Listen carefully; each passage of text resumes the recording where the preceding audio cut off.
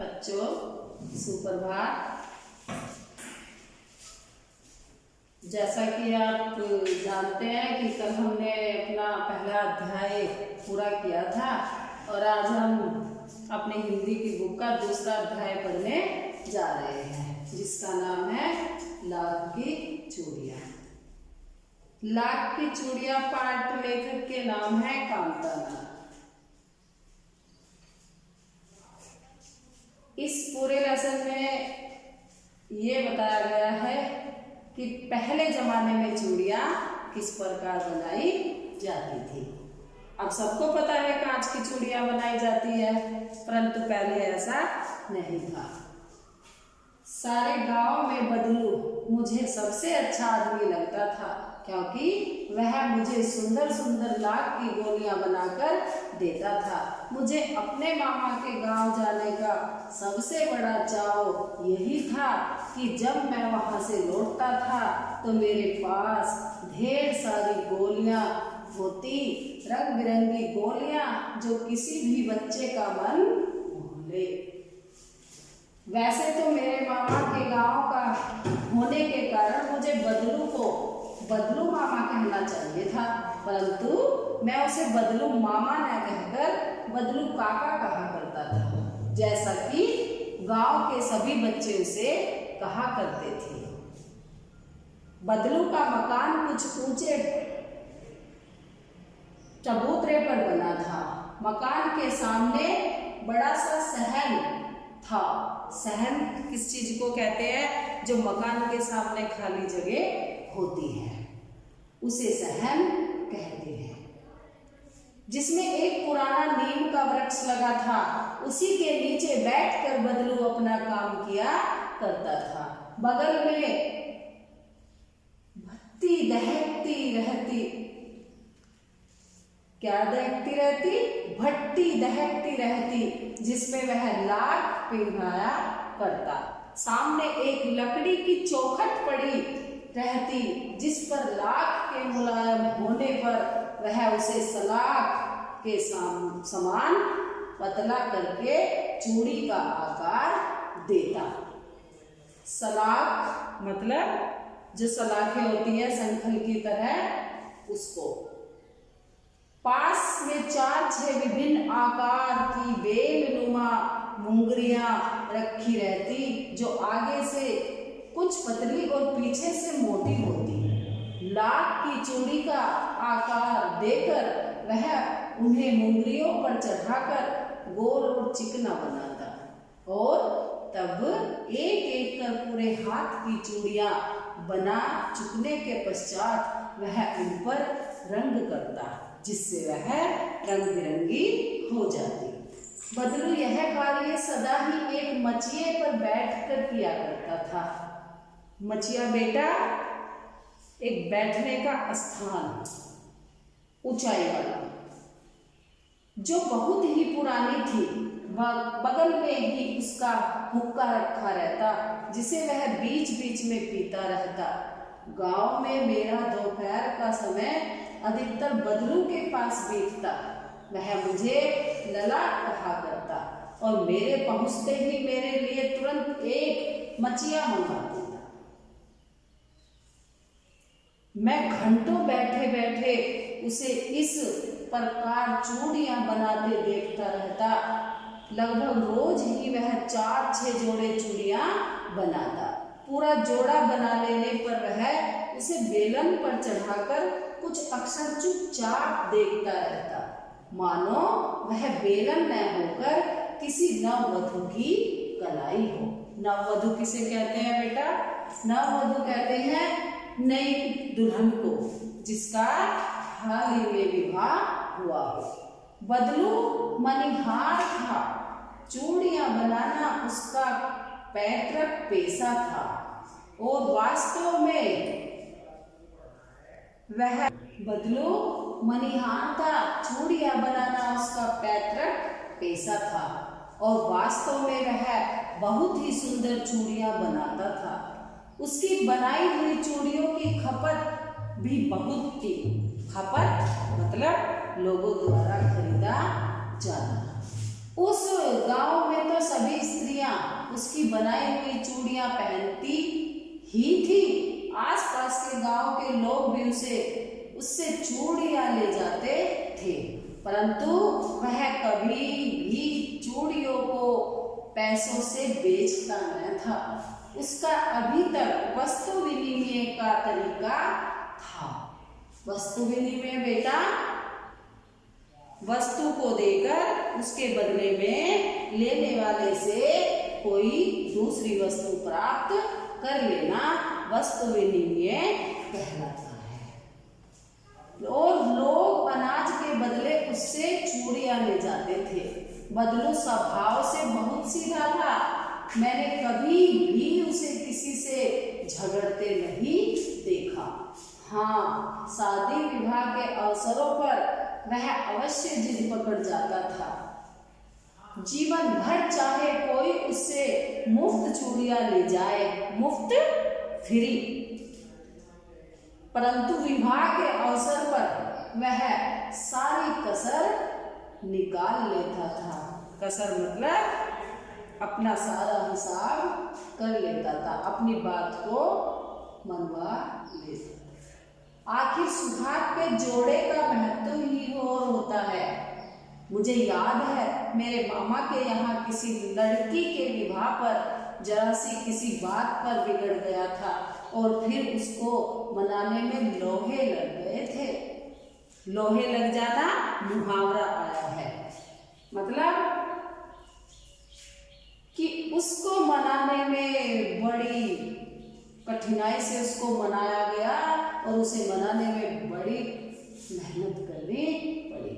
विवाह में इस जोड़े का मूल्य इतना बढ़ जाता था कि उसके लिए उसकी घरवाली को सारे वस्त्र मिलते, ढेरों अनाज मिलता, उसको अपने लिए पगड़ी मिलती और रुपए जो मिलते 100। पगड़ी सिर पर बांधने वाला वस्त्र। यदि संसार में बदलू को किसी बात से चिढ़ थी तो वह थी कांच की चूड़ियों से। यदि किसी भी स्त्री के हाथों में उसे कांच की चूड़ियां दिख जाती तो वह अंदर ही अंदर कुड़ उठता, कुड़ तो तड़प उठता, जलन उठती। अभी कभी कभी तो 2-4 बातें भी सुना देता। किस लिए सुनाता था? क्योंकि वह लाख की चूड़ियां बनाता था। अगर कोई औरत कांच की चूड़ियां पहनती थी तो समझो बदलू का एक जोड़ा बिकना कम हो जाता था। मुझसे तो वह घंटों बातें किया करता था। कभी मेरी पढ़ाई के बारे में पूछता, कभी मेरे घर के बारे में और कभी यूं ही शहर के जीवन के बारे में। मैं उससे कहता कि शहर में सब कांच की चूड़ियां पहनते हैं तो वह उत्तर देता, शहर की बात और है ना, वहां तो सभी कुछ होता है। वहां तो औरतें अपने मर्द का हाथ पकड़कर सड़कों पर घूमती भी हैं और फिर उनकी कलाइयां नाजुक होती है ना। लाख की चूड़ियां पहने तो मोच न आ जाए। आगे देखें, कभी कभी बदलू मेरी अच्छी खासी खातिर भी करता। जिन दिनों उसकी गाय के दूध होता वह सदा मेरे लिए मलाई बचा कर रखता और आम की फसल में तो मैं रोज ही उसके यहाँ से 2-4 आम खा आता। परंतु इन सब बातों के अतिरिक्त जिस कारण वह मुझे अच्छा लगता वह यह था कि लगभग रोज ही वह मेरे लिए 1-2 गोलियां बना देता। किस लिए? क्योंकि मैं उन गोलियों से खेलने लगता था। मैं बहुधा हर गर्मी की छुट्टी में अपने मामा के यहाँ चला जाता और 1-8 महीने वहां रहकर स्कूल खुलने के समय तक वापस आ जाता। बहुधा, अधिकतर, परंतु 2-3 बार ही मैं अपने मामा के यहाँ गया होऊंगा। तभी मेरे पिता की एक दूर के शहर में बदली हो गई और एक लंबी अवधि तक मैं अपने मामा के गांव न जा सका। तब लगभग 8-10 वर्षों के बाद जब मैं वहां गया तो इतना बड़ा हो चुका था कि लाख की गोलियों में मेरी रुचि नहीं रह गई थी। अतः गांव में होते हुए भी कई दिनों तक मुझे बदलू का ध्यान न आया। इस बीच मैंने देखा कि गांव में लगभग सभी स्त्रियां कांच की चूड़ियां पहने हैं। विरले ही हाथों में मैंने लाख की चूड़ियां देखी। तब एक दिन सहसा मुझे बदलू का ध्यान हो आया। बात यह हुई कि बरसात में मेरे मामा की छोटी लड़की आंगन में फिसलकर गिर पड़ी और उसके हाथ की कांच की चूड़ी टूटकर उसकी कलाई में घुस गई और उससे खून बहने लगा। मेरे मामा उस समय घर पर न थे। मुझे ही उसकी मरहम पट्टी करनी पड़ी। तभी सहसा मतलब अचानक मुझे बदलू का ध्यान हो आया और मैंने सोचा कि इससे मिल आऊं। अतः शाम को मैं घूमते घूमते उसके घर चला गया। बदलू वही चबूतरे पर नीम के नीचे एक खाट पर लेटा था। चबूतरा जो एक पेड़ के चारों ओर ऊंचा सा स्थान बना देते हैं। वो चाहे मिट्टी से बनाए चाहे सीमेंट से बनाए। नमस्ते बदलू काका, मैंने कहा। नमस्ते भैया, उसने मेरी नमस्ते का उत्तर दिया और उठकर खाट पर बैठ गया। परंतु उसने मुझे पहचाना नहीं और देर तक मेरी ओर निहारता रहा। मैं हूँ जनार्दन काका, आपके पास से गोलियां बनवा कर ले जाता था। मैंने अपना परिचय दिया। बदलू फिर भी चुप रहा, मानो वह अपने स्मृति पटल पर अतीत के चित्र उतार रहा हो। और तब वह एकदम बोल पड़ा, आओ आओ लला, बैठो, बहुत दिन बाद गांव आए हो। हाँ, इधर आना नहीं हो सका काका, मैंने चारपाई पर बैठते हुए उत्तर दिया।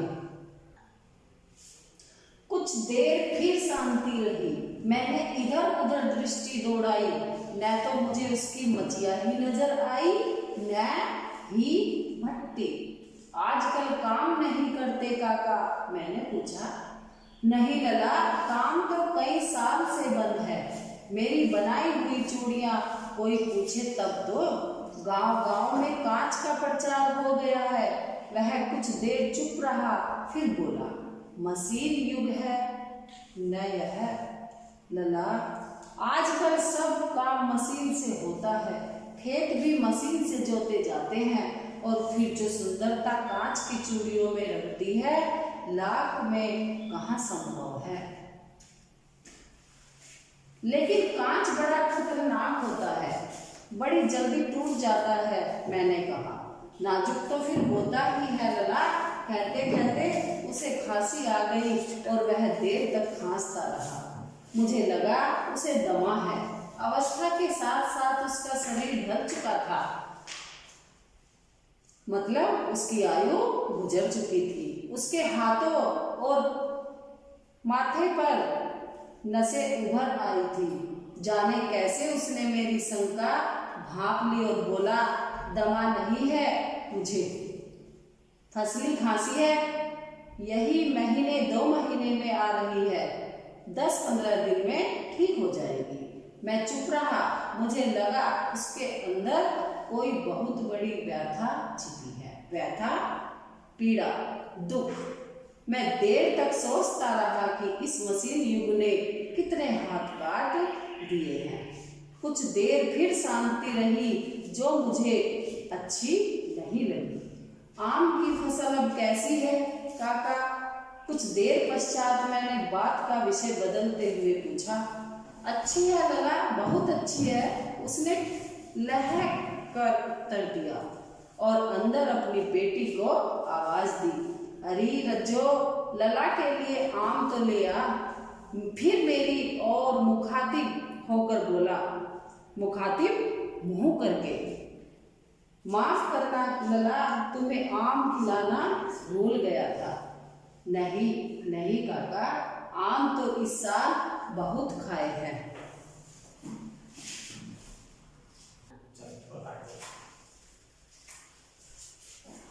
वाह वाह, बिना आम खिलाए कैसे जाने दूंगा तुमको।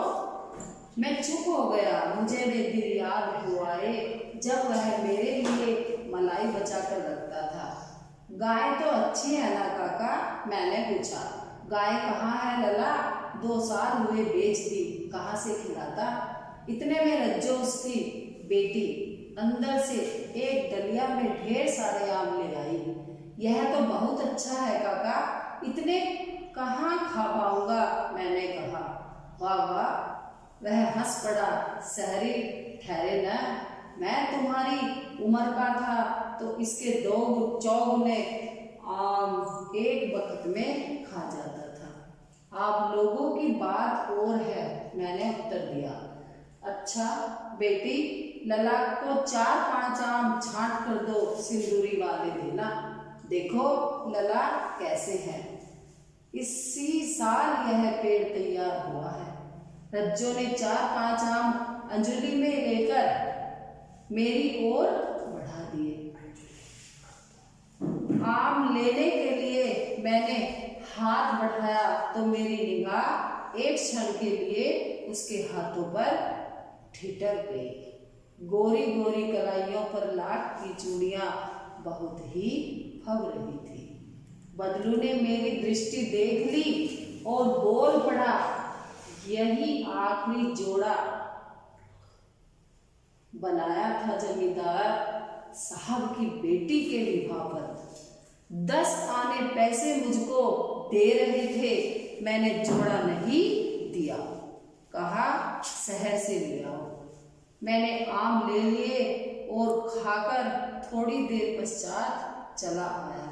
मुझे प्रसन्नता हुई कि बदलू ने हार कर भी हार नहीं मानी थी। उसका व्यक्तित्व कांच की चूड़ियों जैसा न था कि आसानी से टूट जाए। व्यक्तित्व बच्चों,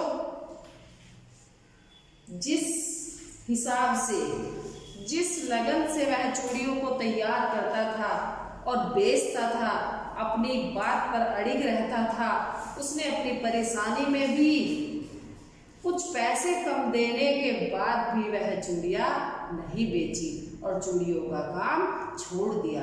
वह चूड़ियों का आखिरी जोड़ा उसकी बेटी के हाथों में किसने देखा?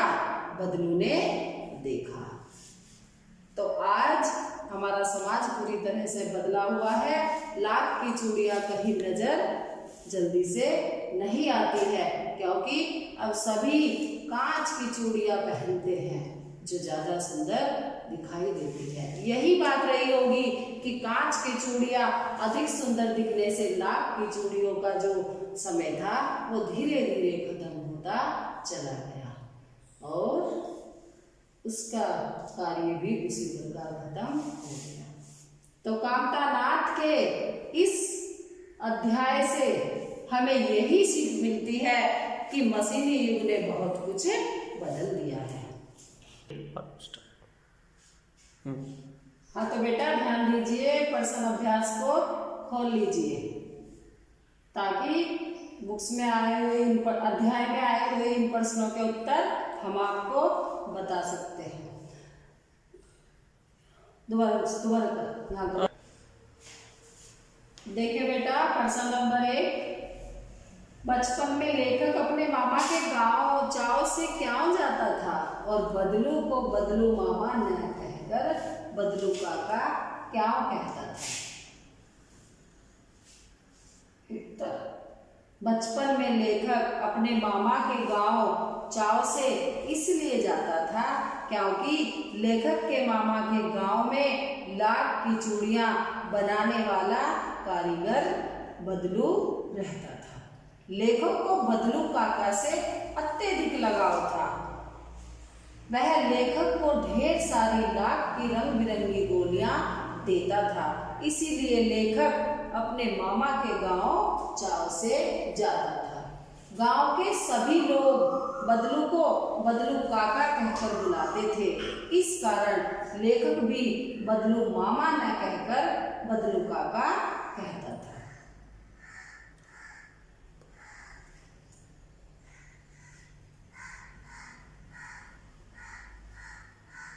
दूसरा प्रश्न है बेटा, वस्तु विनिमय क्या है? विनिमय की प्रचलित पद्धति क्या है? उत्तर, वस्तु विनिमय में एक वस्तु को दूसरी वस्तु देकर लिया जाता था। वस्तु के लिए पैसे नहीं लिए जाते थे, वस्तु के बदले वस्तु दी जाती थी। किंतु अब मुद्रा के चलन के कारण वर्तमान परिवेश में वस्तु का लेन देन मुद्रा के द्वारा होता है। विनिमय की प्रचलित पद्धति अब पैसा है। प्रश्न नंबर 3, मशीनी युग ने कितने हाथ काट दिए हैं? इस पंक्ति में लेखक ने किस व्यथा की ओर संकेत किया है? इस पंक्ति में लेखक ने कारीगरों की व्यथा की ओर संकेत किया है कि मशीनों के आगमन के साथ कारीगरों के हाथ से काम धंधा छिन गया, मानो उनके हाथ ही कट गए। उन कारीगरों का रोजगार इन पैतृक काम धंधों से ही चलता था। उसके अलावा उन्होंने कभी कुछ नहीं सीखा था। वे पीढ़ी दर पीढ़ी अपनी इस कला को बढ़ाते चले आ रहे हैं और साथ में रोजी रोटी भी चला रहे हैं। परंतु मशीनी युग ने जहां उनकी रोजी रोटी पर वार किया है, मशीनी रोटी ने जहां उनकी रोजी रोटी पर वार किया है, मशीनों ने लोगों को बेरोजगार भी बना दिया है। प्रश्न नंबर 4, बदलू के मन में ऐसी कौन सी व्यथा थी जो लेखक से छिपी न रह सकी? उत्तर, बदलू लाख की चूड़ियां बेचा करता था, परंतु जैसे जैसे कांच की चूड़ियों का प्रचलन बढ़ता गया, उसका व्यवसाय ठप पड़ने लगा। अपने व्यवसाय की यह दुर्दशा बदलू को मन ही मन कचोटती थी। बदलू के मन में इस बात की व्यथा थी कि मशीनी युग के प्रभाव स्वरूप उस जैसे अनेक कारीगरों को बेरोजगारी और उपेक्षा का शिकार होना पड़ा। अब लोग कारीगरी की कद्र न करके दिखावटी चमक पर अधिक ध्यान देते हैं। यह व्यथा लेखक से छिपी न रह सकी। प्रश्न नंबर 5, मशीनी युग से बदलू के जीवन में क्या बदलाव आया? उत्तर, मशीनी युग से बदलू के जीवन में यह बदलाव आया कि बदलू का व्यवसाय बंद हो गया। वह बेरोजगार हो गया। काम न करने से उसका शरीर भी ढल गया। उसके हाथों माथे पर नसें उभर आई। अब वह बीमार रहने लगा। देखें प्रश्न नंबर 6, लाख की वस्तुओं का निर्माण भारत के किन किन राज्यों में होता है? लाख से चूड़ियों के अतिरिक्त क्या क्या चीजें बनती हैं? ज्ञात कीजिए। उत्तर, लाख की वस्तुओं का निर्माण सर्वाधिक उत्तर प्रदेश में होता है। लाख से चूड़ियां, मूर्तियां, गोलियां तथा सजावट की वस्तुओं का निर्माण होता है।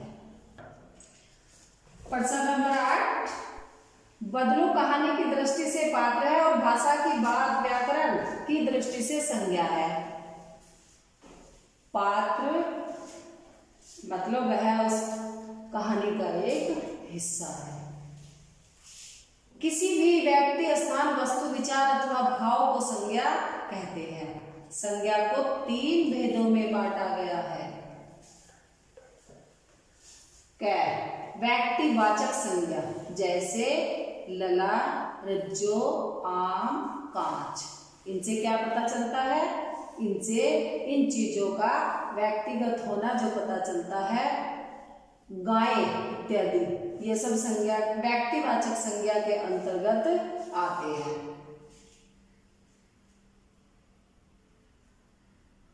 गलत होगा लिखा यार। हाँ तो देखिए बेटा, जैसे व्यक्तिवाचक संज्ञा लला, रज्जो, आम, कांच, गाय इत्यादि जो दिया हुआ है, यहाँ इसके उत्तर में आप लिखेंगे बदलू, बेलन, मचिया। फिर है जातिवाचक संज्ञा, जैसे चरित्र, स्वभाव, वजन, आकार आदि द्वारा जानी जाने वाली संज्ञा। तो यहाँ इसके उत्तर में लिखेंगे आदमी, मकान, शहर। जैसे कि नाम से पता चला व्यक्तिवाचक संज्ञा, और फिर जातिवाचक में पता चला, जाति का कैसे पता चला, आदमी, मकान, शहर। फिर है भाववाचक संज्ञा, जैसे सुंदरता, नाजुक, प्रसन्नता इत्यादि, जिसमें कोई व्यक्ति नहीं है और न आकार या वजन, परंतु उसका अनुभव होता है। पाठ से तीनों प्रकार की संज्ञाएं चुनकर लिखिए। जैसे ग के उत्तर में लिखेंगे भाववाचक संज्ञा डाल के स्वभाव, रुचि, व्यथा। प्रश्न नंबर 9, गांव की बोली में कई शब्दों के उच्चारण बदल जाते हैं। कहानी में बदलू वक्त मतलब समय को बखत, उम्र को आयु, वय को उम्र कहता है। इस तरह के अन्य शब्दों को खोजिए जिनके रूप में परिवर्तन हुआ हो, अर्थ में नहीं।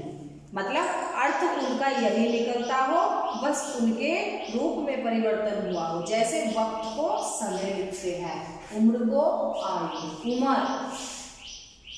देखें उत्तर में इंसान को मनुष्य, रंज को दुख, गम को मायूसी, जिंदगी को जीवन, औलाद को संतान।